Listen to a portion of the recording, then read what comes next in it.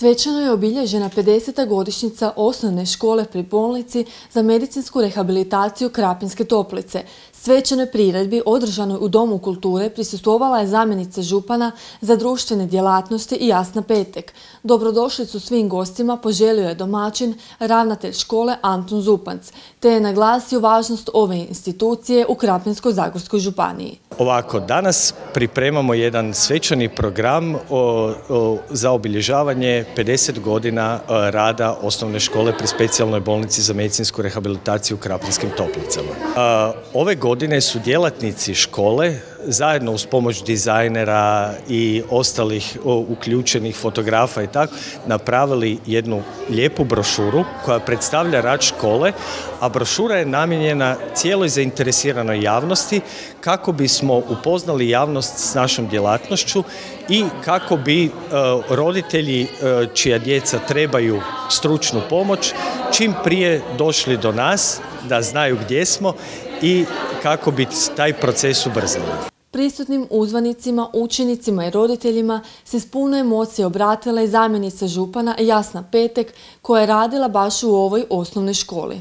Osnovna škola pri bolnici u Krapinskim Toplicama od skorog Centar za odgoj i obrazovanje Krapinske Toplice je jedna od dvije škole na području naše županije koja se bavi odgojem, obrazovanjem i rehabilitacijom djece i mladih s teškoćama u razvoju i vrlo je važna ustanova u tom segmentu na području naše županije. Naime, naravno da je intencija društva uspješna integracija osoba sa teškoćama i invaliditetom u društvo i mladih u redovni sustav obrazovanja i u tom smjeru županija čini velike napore i radi projekte vezane za pomoćnike u nastavi.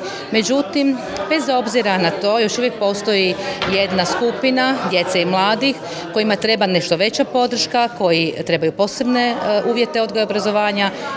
Ova ustanova, škola pri bolnici Krapinske Toplice, je ustanova sa dugogodišnjom tradicijom i autoritetom u tom području, na području naše županije. Htjela bih samo izdvojiti nekoliko možda važnih karakteristika te ustanove što ju čini posebnom. To je jedina ustanova na području županije u kojoj imamo predškolski odgoj i obrazovanje za djecu s teškoćama. On je nedostatan i tu moramo učiniti još mnogo i mi na regionalnoj i lokalnoj zajednici, ali i na nacionalnoj, da taj predškolski odgoj djece s teškoćama učinimo još kvalitetnijim i dostupnijim djeci sa područja naše županije. Ali ono što čini ovu ustanovu posebnom je to što oni sustavno ulažu u svoje stručno obrazovanje, što su kroz svoj dugogodišnji rad doživjeli mnoge metamorfoze, mnoge preobrazbe, a sve u cilju da budu svojim korisnicima, djeci koja ih pohađaju na usluzi i da njihove potrebe najbolje zadovolje.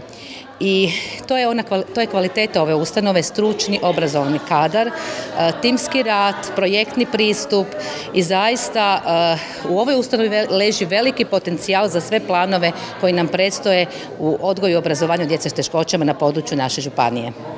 Nakon svečane proslave na kojoj su sudjelovali mališani škole u školskim prostorijama, održano je svečano otvorenje više osjetilne sobe kojom je uz zamjenicu prisustvovao i župan Željko Kolar.